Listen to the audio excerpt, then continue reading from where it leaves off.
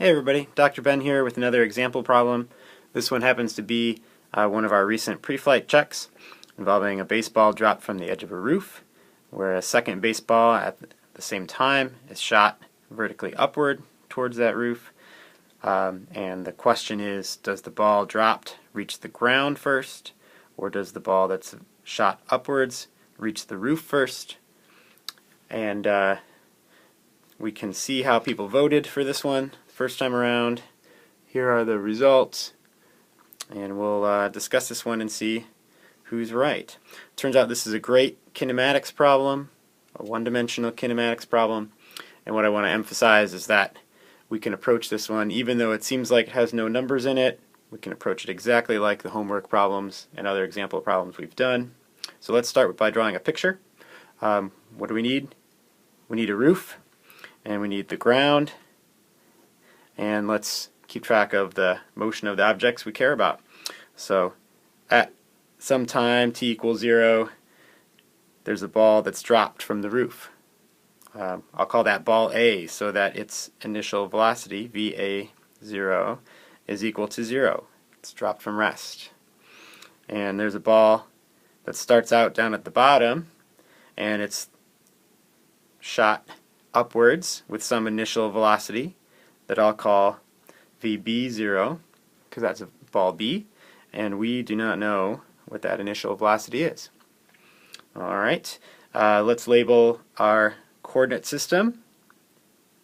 I'm going to make my x-axis point up, and the two places we care about are the ground, x equals 0, and the roof, x equal h. Okay, for a roof of height h. Now the whole time those objects are in the air, we know that they both experience the downward acceleration of gravity, so that the acceleration for ball A is the same as the acceleration for ball B, and that has a magnitude of 9.81 meters per second squared in the downward direction.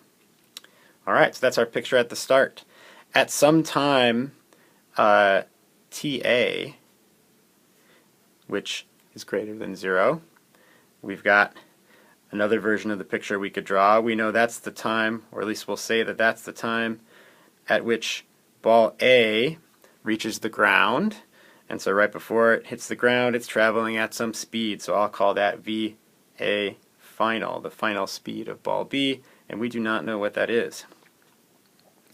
Similarly, at some time TB greater than 0, we know that that's the moment where ball B, initially at the ground, has reached the roof. Now the key part of this problem, if you look back at the problem statement, is that we're told that a constraint is that ball B just barely reaches that roof. So we know information about its final velocity at this moment in time. It's equal to 0. It comes to rest momentarily right at that maximum height. So the name of the game might be to try to figure out what these times are to see who wins the race. So let's pick a starting point that makes sense. Let's look at the velocity equation we've used before. So for ball A, VA final is equal to VA naught minus g, the acceleration, times TA, the amount of time that it's in the air for. Notice this is a minus g because the downward direction is in the negative x direction for us. And we know that the initial velocity of ball A is equal to 0, so we can simplify that. 0. And let's turn to ball B. So similarly, the final speed for ball B is equal to its initial speed minus g times TB, whatever time it's in the air for. And this time we know that the final speed is the one that's equal to 0, and we don't know this initial speed. Right, so this starting point for each ball lets us figure out an expression for the time that each one is in the air. So TA is going to be equal to minus VA final over G, and TB is going to be equal to VB0 over G. So the question for us is, how do these two times compare? And if we know that, we'll know who wins the race. So one approach is to solve for TA and TB and compare them. Now, we don't have enough information to solve with just these two equations because we don't know the final speed for ball A and we don't know the initial speed for ball B. So we could turn to our position equations if we wanted to. Turns out that's going to be the long way around in this case, but it would be valid. Okay, so instead, let's try to find these two unknowns with a slightly different approach. We talked in class about how our starting points for position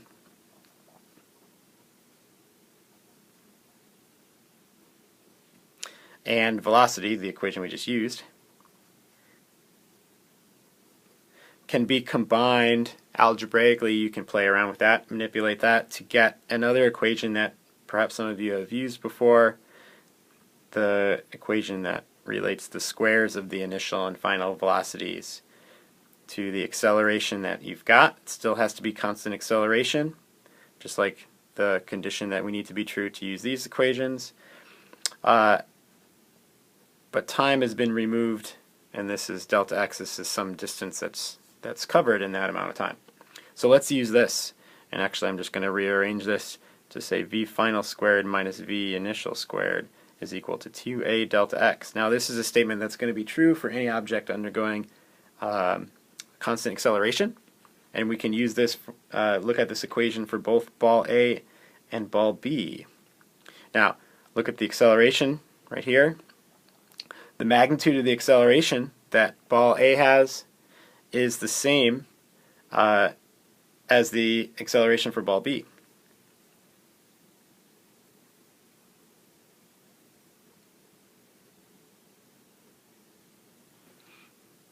Okay, and we know that the distance traveled, the delta x right here, is the same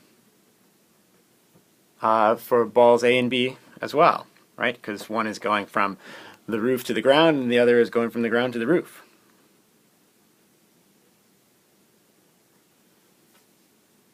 So look at what that means. That means that this right-hand side, 2a delta x, has got to be the same for ball A and for ball B. So therefore, this piece, whatever this works out to be, has to be the same for both ball A and ball B. So what that means is VA final squared minus VA initial squared has to be equal to VB final squared minus VB initial squared.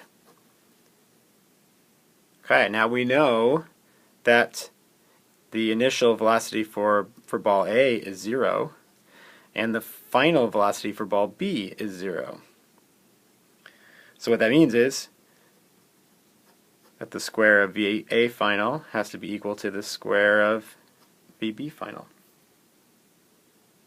So that means that VA final is equal to VB final. Excuse me, VA final is equal to VB initial. So our relationship between TA and TB,